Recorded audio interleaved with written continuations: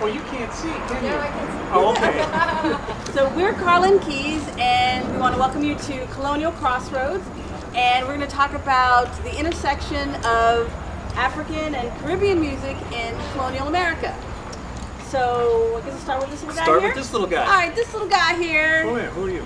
Oh, I'm Carla. I'm sorry. Keys. I'm Carla Keys. We're Carla Keys, aka the History Twins, because you know we look right alike, right?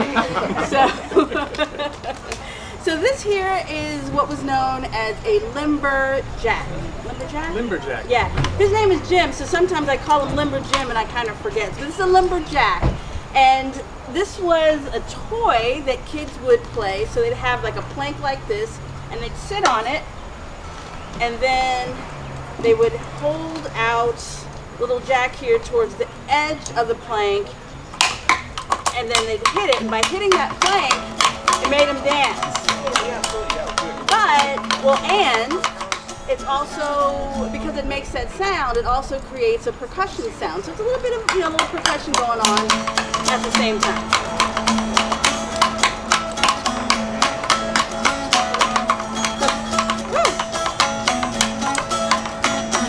Hey! Check him out. So that is the lumberjack. Now also, we've seen some horses back in colonial times. They also had little horses that did the same thing. So, I don't know what they called that. Yeah, I don't know what they called them, but If you've seen one of these, has anyone seen one of these before? Some people came up to me. You've seen it? Do you know what it is? This is called a mountain dulcimer. Oh, hey everybody, how we doing down there? Good to see you. You got the shake.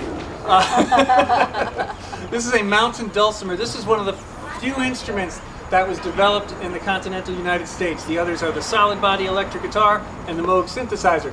But this, I have been told by musicologists, and I don't know how true this is because this sounds kind of suspicious to me, that it was built by Scotch-Irish who missed their bagpipes. But from a musicological standpoint, it makes sense because of the scale that it plays, and that it has these two drone strings. I've also been told that it was developed by Germans who missed their zithers. zither. But it seems to me that if you missed a zither, just build it. You don't have to design a whole new instrument. But what do I know? So I'm going to sing for you a song from the colonial era. It's about a soldier and a girl. It's not that kind of song. I want you to listen carefully. Tell me if you think this soldier was nice to this girl or not. Soldier, soldier, will you marry me with your musket, pipe, and drum? Did you guys hear the question? Do I need to sing it again? Actually, I want to sing it. Oh, you want to sing it? Okay. Yeah, Yeah. okay. Soldier, soldier, would you marry me with your musket, pipe, and drum? How could I marry such a pretty girl as you when I got no hat to put on? Off to the hat shop she did go, fast as she could run. She bought that soldier a very fine hat, and the soldier put it on. Soldier, soldier, would you marry me with your musket, pipe, and drum? How could I marry such a pretty girl as you when I got no coat to put on? Off to the coat shop she did go, fast as she could run. She bought that soldier a very fine coat, and the soldier put it on. Soldier, soldier, would you marry me with your musket, pipe, and drum? Well, how can I marry such a pretty girl as you when I got no boots to put on? Off to the boot shop she did go, fast as she could run. She bought that soldier a fine pair of boots, and the soldier put them on. You ask me something? No, you are going to ask me something. I'm going to ask you something? Yeah. Alright. Soldier, soldier, would you marry me with your musket, pipe, and drum? Well, how could I marry such a pretty girl as you, with a wife and a baby at home? My friends, thank you. I sang that song for a group of kindergartners, and one of them said, "Dang, he played her." Because like sometimes when we're singing the song for kids, you'll ask, So what do you think? Do you think he's going to ask her for more stuff, or do you think he's going to say yes? And inevitably, the kids are like, no, he's going to ask for more stuff. It's true. It's true. So what you got? So next up, let's see. Well, so we're talking about the intersection of Europe and Africa in colonial America. And actually, for all intents and purposes, we're going to talk about in New York, because that's kind of our wheelhouse. So there is a holiday by the name of Pinkster, and Pinkster was a Dutch holiday. And has anyone ever heard of Pinkster? It's okay. It's no big deal. Oh, okay. History. Okay. So Pinkster was a holiday brought over by the Dutch, and it was the translation. It roughly translates to Pentecost, the Christian holiday of Pentecost. And when the Dutch would celebrate it in New York, it would be celebrated for about 3 days or so. So often they would give, and the Dutch had slaves. So let's see, what's that? 1619. We had Jamestown, Virginia. But when the first Dutch settlers came in 1626, they brought the first enslaved Africans here. So when they had their Pentecost celebrations that would last for about 3-4 days, they would often give many of their enslaved people time off. Not everybody got the time off because they still had work to be done, but many of the enslaved populations got to enjoy that time. So this was a wonderful time, you would imagine, because they got to travel. So if you had family members who were over at another farm, people could take a whole day's worth of walking and get together and spend time with their family. So there would be music, there would be food. So everybody was celebrating. Both the Dutch were celebrating and also the enslaved population. And there were also some free blacks, I believe, who were also celebrating. So between all of these different things going on, how could the influences not happen? So we had different instruments being played, we had different foods being eaten, and people dancing, and it was just a good time. So I think Pinkster was celebrated. Well, pre-COVID, there had been some gatherings in Phillipsburg Manor. Phillipsburg. Yeah, and I think for years they did it at Phillipsburg. Yeah, so COVID closed down a lot of different things, but this year there were a number of Pinkster celebrations have come back. So next year, it's before or after Easter. It's after Easter. So if you hear about that next year, you hear about like Pinkster, go check it out because it's a really fun thing. And this past year, Van Cortlandt House Museum in the Bronx had a Pinkster, and Phillips Manor Hall in Yonkers had a Pinkster, and I think the Dykeman Farm Museum had one. So, and there was also something in Brooklyn. In Brooklyn, yeah. So eventually, I'm sure they're going to have something here too. So the thing about this opportunity, we had people getting together and making music, making merry.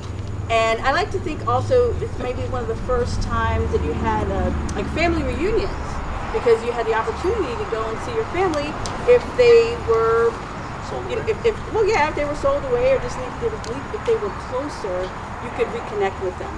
And so I guess the first thing I'm going to talk about is the drum. Now, one of the other things I learned when preparing for this. Now, if you've seen like Roots or other movies or other different productions, you might have heard that in the South especially, it was often illegal for African people to play drums. That law was not here in New York. I did not know that. I did not know that. Yeah, just like it wasn't illegal to teach enslaved people how to read, they were not forbidden to play the drum. So I have a drum for you today. Ugh. And it is heavy. And do you know why it's heavy? This is a djembe. And the reason why it's heavy is it started life as a log. This was a solid piece of wood. Solid. Actually, this had been carved out. This had been a solid piece of wood once upon a time. So the drum makers, they would cut down the tree, then they would cut them down into different length logs. They would hollow them out, then they would take like a goat skin. Well, also, if you see, they also carved it, and they may put designs in it. But eventually, they would take a goat skin, and they would place it on top. Oops. And they would tighten it by putting these ropes around it. So these ropes serve to both tune the top as well as become a handy dandy handle. Yeah. So this is the djembe and one of the drums that people would play. Now, one of the other things that people would do during Pinster, there wouldn't be any time to practice. There wouldn't be any time for rehearsal, so you would see a lot of jamming. So I also like to think of this is like the early days of jazz, before jazz was a thing, because people were improvising. Whew. Okay. So I'm going to... Why don't you give us a sample? Oh, sample, okay. So there's all kinds of ways of playing these kind of drums. And here, like in the middle, it's a bass tone. So make sure you get a good sound. It's no musket fire. Yeah, it's no musket fire, but you get the idea. And then if you hit it towards the sides, it has a tighter sound, a tone. That's the bass, that's the tone. It has a little tighter sound. So one sample beat is...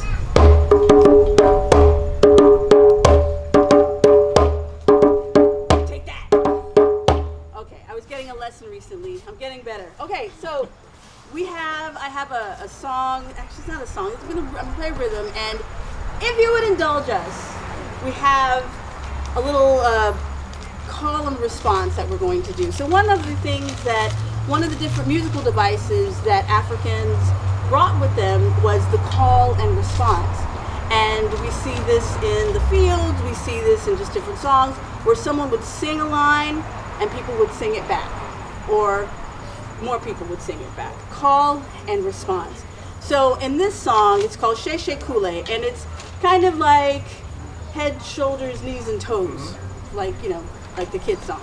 Head, shoulders, knees, and toes. I'm going to do all the hand gestures. My beautiful if you feel like assistant- joining, by all Yes. means, you can do this at any age. Yeah. Or you could just will repeat not the hurt words. yourself. Yeah.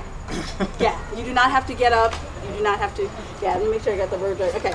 So it's She She Kule, She She Kule, She She Kofisa, She She Kofisa, Kofi Salanga, Kofi Salanga, Kaka Shilanga, Kaka Shilanga, Kum Adende, Kum Adende, Kum Adende. Kum Adende. Okay, so Jim is going to both say the words and do the movements. Actually, let's do that first, and then we'll like layer it one at a time. So it's She She Kule, She She Kofisa, Kofi Salanga, which is the waist. And then, see, I'm reading the wrong thing. Yep, what? Kaka Shilanga, Kaka Shilanga.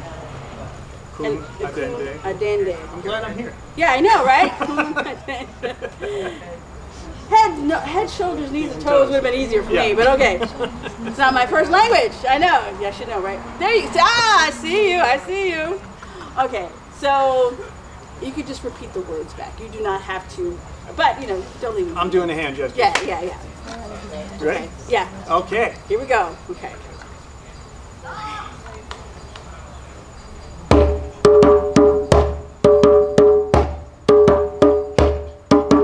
She She Kule, She She Kule, She She Kofisa, She Kofisa, Kofi Salanga, Kofi Salanga, Kaka Shilanga, Kaka Shilanga, Adende, Adende, Adende, Adende, Adende, Adende, Adende.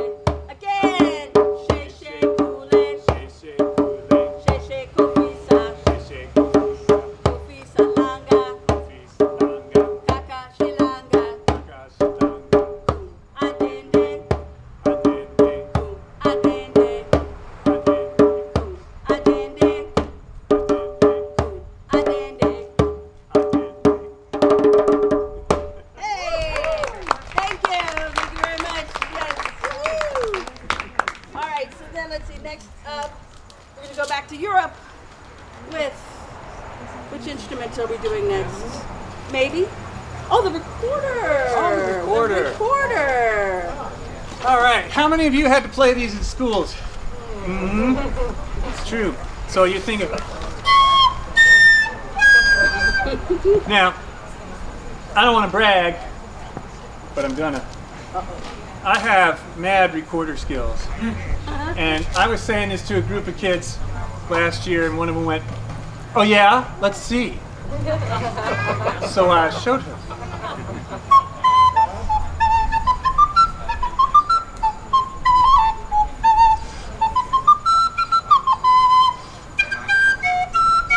Woo, mad recorder skills.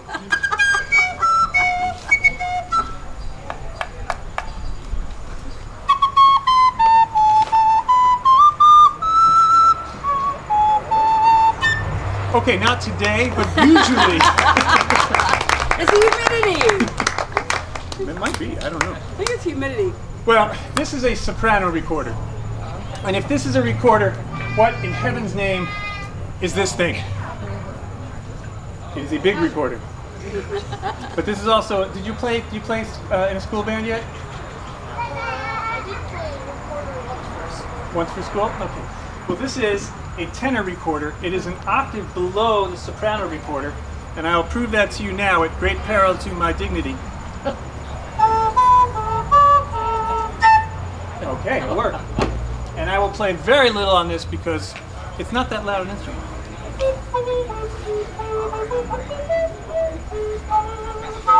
So you can hear the same melody an octave lower. Back in the day, they would have had soprano, alto, tenor, and bass recorders. They played in what was called a consort, which is just another name for a group of instruments, but it's all of the same instrument. So yeah, that's the recording. All right. So now I'm going to introduce you to this instrument. Vanna Black. This is good. Okay. All right. Somebody got it. Okay. So this is called a jabata. Now this is the general term for something that looks like this. You might call it a shaker or a shakeré. And different countries in Africa, because there's so many different countries in Africa, and similar to the djembe, which came from the western countries of Africa, such as Senegal, Mali. They all have their own different drums, and they might have a different name. So this one, when I looked it up, because it has the string, this is the jabata. But in another part of Africa, it would be called the ahatsi. So this here is a very interesting instrument because it's made with except for the string, it's a natural instrument, natural ingredient. What do you call it? It's made of a natural organic. Yes, this works. This is from a vegetable called the calabash. See this here? This is something that grows on trees, and it's a cousin of the pumpkin. The pumpkin grows on the ground. Well, this is the calabash, and it grows on trees. And depending on who you ask, you can eat the meat inside. Some people say no, some people say yes, so I guess it depends on where you are. But there's so many of these different kinds of these plants. You might be familiar with the maracas, right? The maracas, it's a small, but it all started from that same calabash tree. So the calabash has these different sized plants, fruits, gourds. Yeah, they're gourds. There you go.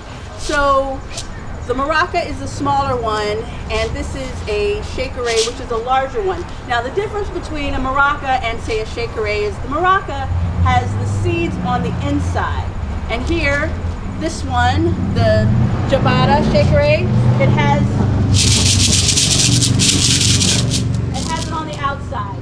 These here are actually also natural organic materials. They're called Job's tears. These are like little seeds, and they are sewn up in this netting, and they provide that sound, that shakery sound. So there's different ways that you can play this. There's a few different patterns. You can just shake it. If I was sitting down, you can hit it on your leg. Of course, you can hit it with your hand. And also, some people do it like this. They put it on their hand and use the texture from their hand and go. So that gives it a different kind of textural sound. And then of course, if you do have the fortune of having little netting, you can do that as well. And there are some percussion troops where they get very elaborate, and they while they're playing them, and they throw them up in the air and they catch them and they look really good doing it. That's not me, so you won't see that, but you can get the idea. So this is the calabash plant, and this is the shakere, also known as the jabata. All right, don't put that away. Okay. So, ladies and gentlemen, I'm sure you all know this is a mandolin. The mandolin is the cousin of a violin. It's tuned the exact same way. The violin, we're going to have some fun with Latin roots. The violin is played with a bow. The Latin word for bow is viol. This is played with your hand. Does anybody here speak Spanish? The Latin word is mano, or Spanish word is mano. So this is the olin of the hand, the mandolin.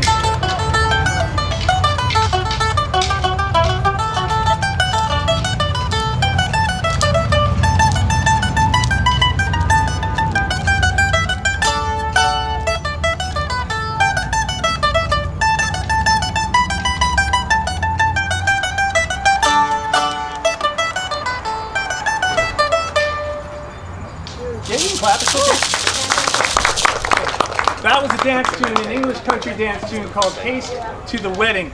I have been told that this was George Washington's favorite dance, but I have been told that there are at least 5 other times with 5 other tunes what George Washington's favorite dance was.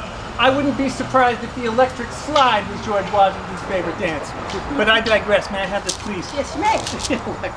The mandolin is the last surviving member of the lute family, and you'll notice it has this round back on it. The lutes are descended from a Middle Eastern instrument called the oud. Ouds were originally gourds, and you can see this combination of the gourd shape in the jabata and the mandolin. And well, we just think that's really cool. That's kind of the whole point of it. So that is the mandolin. I'm going to sing you a little song on the mandolin real quick. This is an 18th century ballad. It is a tale of infidelity and murder most foul. So people really like this song.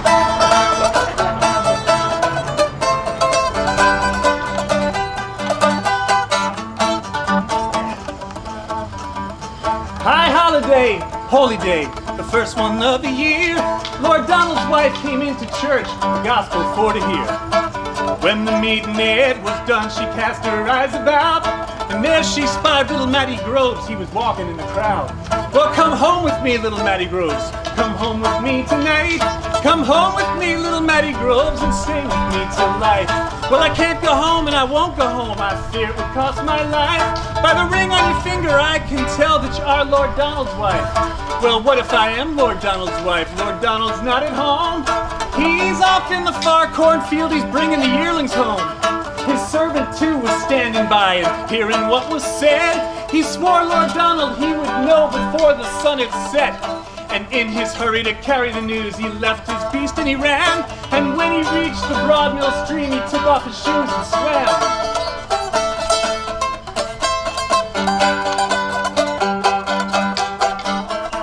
Matty took her to her home. There he fell asleep. When he awoke, Lord Donald was standing at his feet, saying, how do you like my feather bed? How do you like my sheet? How do you like my lady gay who lies in your arms asleep? It is well do I like your feather bed, well do I like your sheet, but best do I like your lady gay who lies in my arms asleep. Well, get up, Lord Donald cried. Get up as quick as you can. It'll never be said in fair England that I slew an unarmed man. I won't get up, I can't get up, I fear it would cost my life. For you have 2 fine beaten swords and I've just a pocket knife. It's true I have 2 fine beaten swords and they cost me deep in the purse. You will have the best of them, I will have the worst. You will strike the very first blow and strike it like a man. I will strike the very next blow and I'll kill you if I can.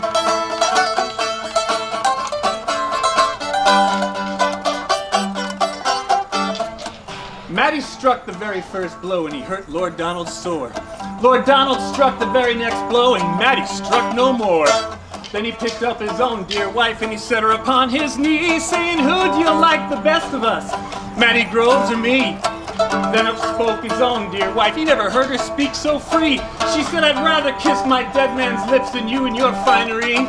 Oh, loudly did Lord Donald cry and loudly did he bawl. He slew his wife right through the heart and pinned her against the wall. Oh, grave, deep and wide, and put these lovers in, but bury my lady at the top, for she was of noble kin. Wow.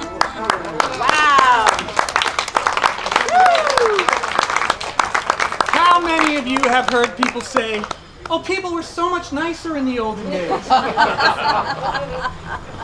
What else we got? How do I follow up with that? So anyway, so back to I guess the African side of things. Another thing that Africans brought with them, I guess wherever they went, was the role of the griot. Now you might be familiar with the term bard. Like when we think of Shakespeare, we call him the bard. But in African villages, every village had a griot. A griot would tell the stories of the marriages, the births, the deaths, the wars. And it would be their job at every big event. They'd be brought out and they'd tell the whole story of the village and how everyone came to be. But that's a lot of stories to tell. So the griot was usually also a musician, and they would play either the banjo or what's the other kind of instrument that I can't think of at the moment? Kora? The kora, there you go. Because it's always easier to remember words when you have music for them. We can attest to that. So we don't have a we do have a banjo, but it broke. Yeah, our banjo, right. So, but we did want to say the banjo also started as a gourd instrument. Oh no! They don't want us to tell the secrets of the banjo! So the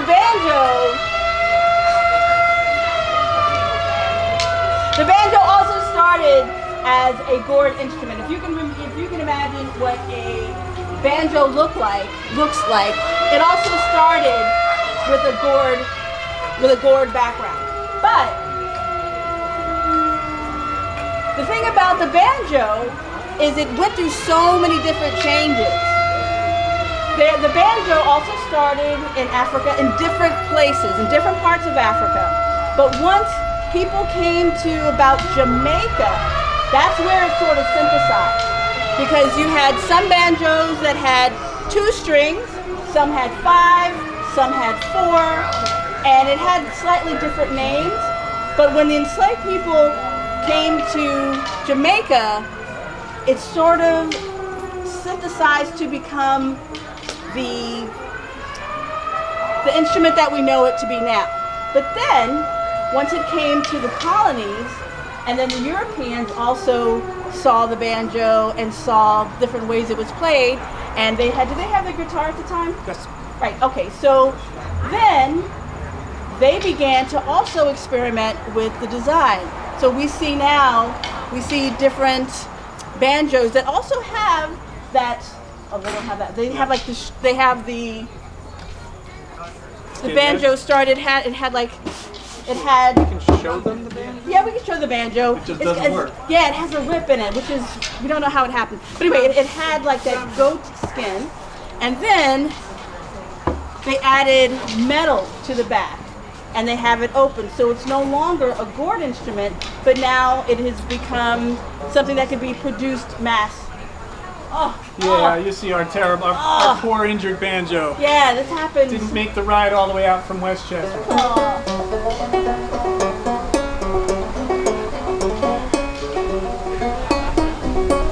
Should have tuned it first. Yeah, well, you didn't know you were going to play it.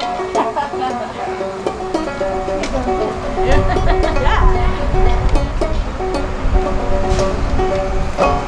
So that is the banjo. Imagine if it wasn't broken. I know. And one of the other things I learned that in some parts of Africa, the banjo was like only played by women. So it was like, oh. So Thomas Jefferson wrote in his diary that his enslaved people whiled away many a happy hour playing the banjar. the banjar, yes. So before it came to, before they settled on the name banjo, it was called the banjar. Jar, or he didn't know what it was called, maybe. That's true. So, ladies and gentlemen, I do have a guitar here. This is a Baroque guitar. This was the type of guitar that you would have seen in the 18th century. It is a much smaller and quieter instrument because the world was a much quieter place, as we have been demonstrating. I can play you a little music on this. Guitars today have 6 or 12 strings. This guitar has 10 strings. It has 5 pairs. The low E string, the 6th string, was not it developed until the 19th century, and no one seems to know why. So this is the Baroque guitar, and it's very, very quiet. So I'm going to play just a little.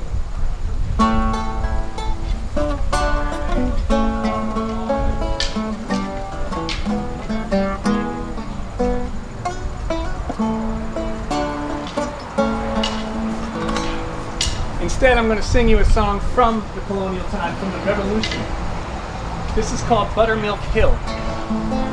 And Buttermilk Hill is actually a place in Sleepy Hollow. It's in the Rockefeller Preserve. And most of the time, when we hear songs from the Revolution, they're rabble-rousing, they're trying to get spirits up. This is a song of loss, and it's called Buttermilk Hill.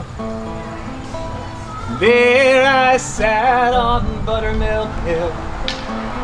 Who could blame me, cry my fill, and all my tears would turn to mill. Johnny has gone for a soldier. Me, oh my, I loved him so.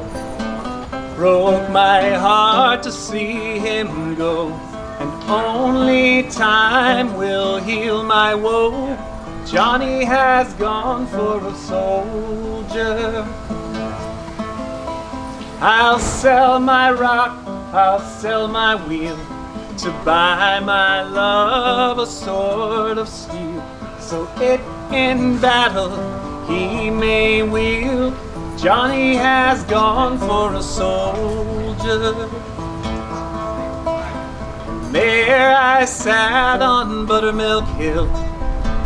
Who could blame me, cry my fill, and all my tears would turn to mill. Johnny has gone for a soldier.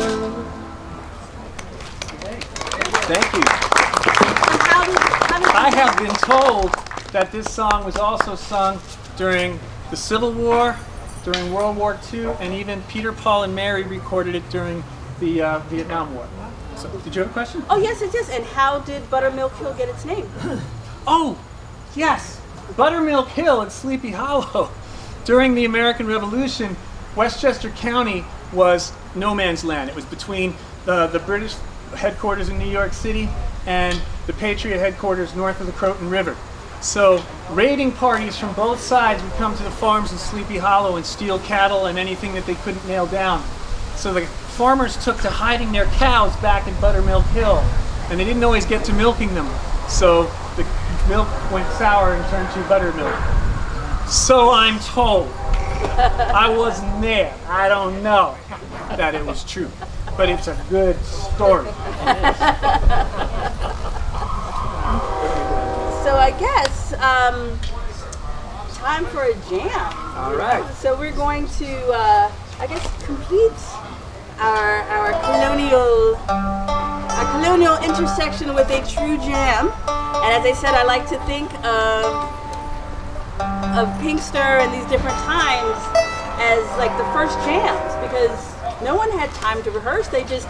You might pick up a guitar or a mandolin, and I or someone else might pick up a djembe or some other drum, and we would just play. Let's do it. All right, let's play something. You start, and I'll just join you. 'Cause I don't know what you're gonna do. I don't know if you know what I know. Well, that's why I just want you to play it with me. Oh.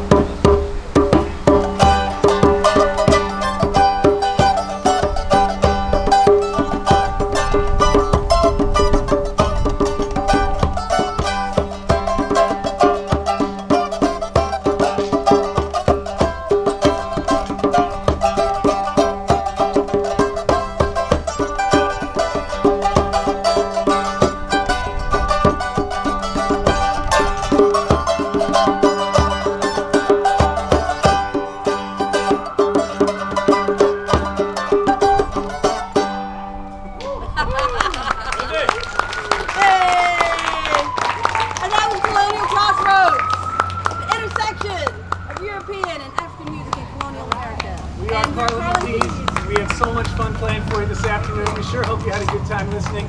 Don't go anywhere because... Hello, yes. Thank you, Carla and Keys, so much for both of your performances. We loved it. We love having you. Hopefully you'll come back. We had a conversation earlier. They have so many other performances that they do, and we'd love to have you again if you're willing to come back here. Absolutely.